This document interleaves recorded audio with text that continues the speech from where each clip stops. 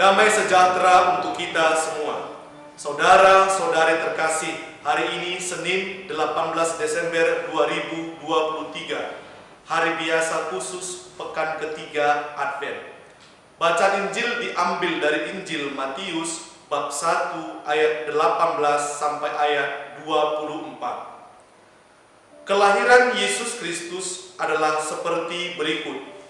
Pada waktu Maria ibunya bertunangan dengan Yusuf, ternyata ia mengandung dari Roh Kudus sebelum mereka hidup sebagai suami istri.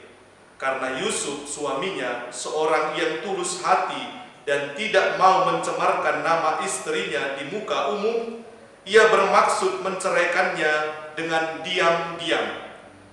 Tetapi ketika ia mempertimbangkan maksud itu, malaikat Tuhan nampak kepadanya dalam mimpi dan berkata, "Yusuf, anak Daud, janganlah engkau takut mengambil Maria sebagai istrimu, sebab anak yang di dalam kandungannya adalah dari Roh Kudus. Ia akan melahirkan anak laki-laki, dan engkau akan menamakan dia Yesus, karena dialah yang akan menyelamatkan umatnya dari dosa mereka." Hal itu terjadi supaya genaplah yang difirmankan Tuhan oleh Nabi. Sesungguhnya anak darah itu akan mengandung dan melahirkan seorang anak laki-laki, dan mereka akan menamakan dia Immanuel, yang berarti Allah menyertai kita. Sesudah bangun dari tidurnya, Yusuf berbuat seperti yang diperintahkan malaikat Tuhan itu kepadanya. Ia mengambil Maria sebagai istrinya. Demikianlah sabda Tuhan. Membuka hati dan budi terhadap panggilan Allah. Allah beserta kita. Penginjil Matius hari ini mengisahkan peristiwa kelahiran Yesus dalam perspektif Yusuf. Hal ini tentu memiliki tujuan yang penting untuk menunjukkan bahwa Yesus benar-benar adalah keturunan dari Daud dan yang menggenapi janji Tuhan. Yesus adalah buah dari Allah dan dari kemanusiaan. Pribadinya adalah benar Allah dan benar manusia, sempurna dalam keilahiannya dan dalam kemanusiaannya. Karena buah dari Allah benar dan manusia, maka manusia juga dipanggil untuk bekerja sama bagi kelahirannya.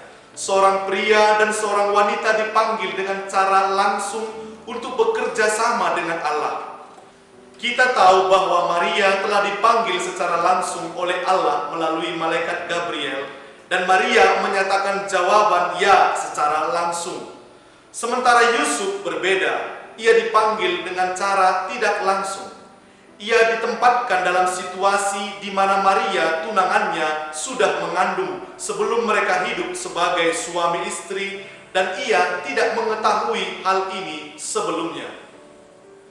Yusuf tidak mengetahui misteri yang sedang terjadi, namun ia harus bekerja sama untuk merealisasikan misteri ini. Yusuf adalah seorang yang baik. Ia tidak ingin mencemarkan nama baik Maria dan menyakitinya.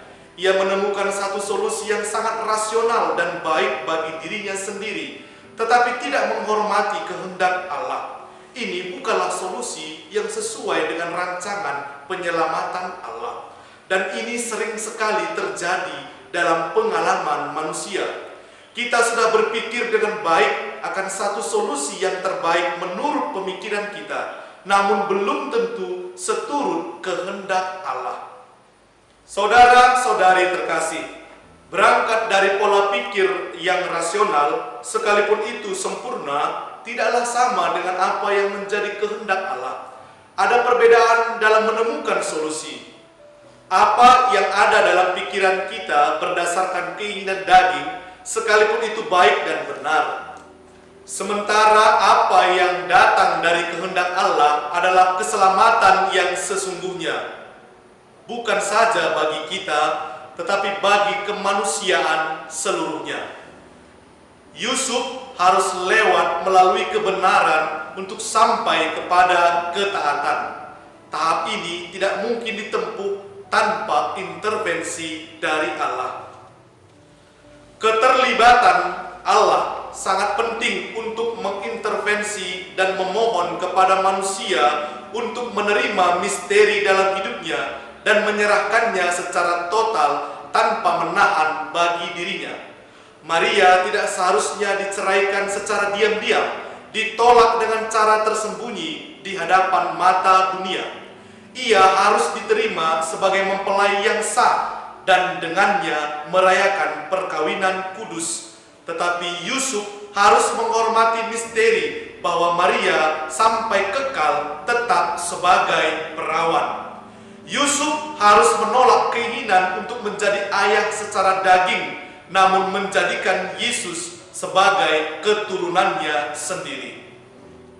Saudara-saudari terkasih, Allah senantiasa memanggil manusia untuk bekerja sama dalam mewujudkan kerajaan Allah.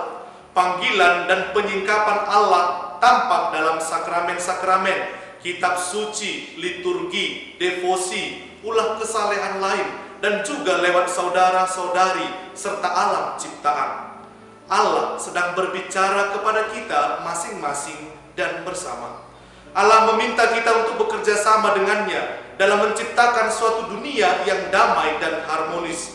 Dunia ini adalah rumah kita bersama. Maka mari kita, baik pribadi maupun bersama, menjaga dan memeliharanya dengan berkata, ya, pada panggilan Tuhan, kita menjadi bagian misteri dan karya keselamatan Allah. Saudara-saudari, sebaliknya, dengan berkata tidak, berarti kita sedang menutup diri dari misteri dan menolak untuk bekerja sama dengan Allah. Mari kita membuka hati dan budi kita terhadap cahaya, terang, dan sabda Allah.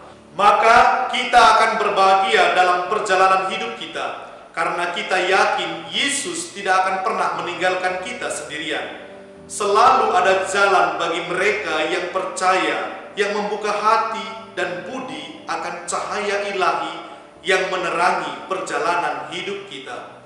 Mari kita mempersiapkan diri kita menyambut Dia yang akan datang, yang adalah cahaya kehidupan dan keselamatan kita, yakni Yesus Kristus. Amin. Tuhan memberkati kita.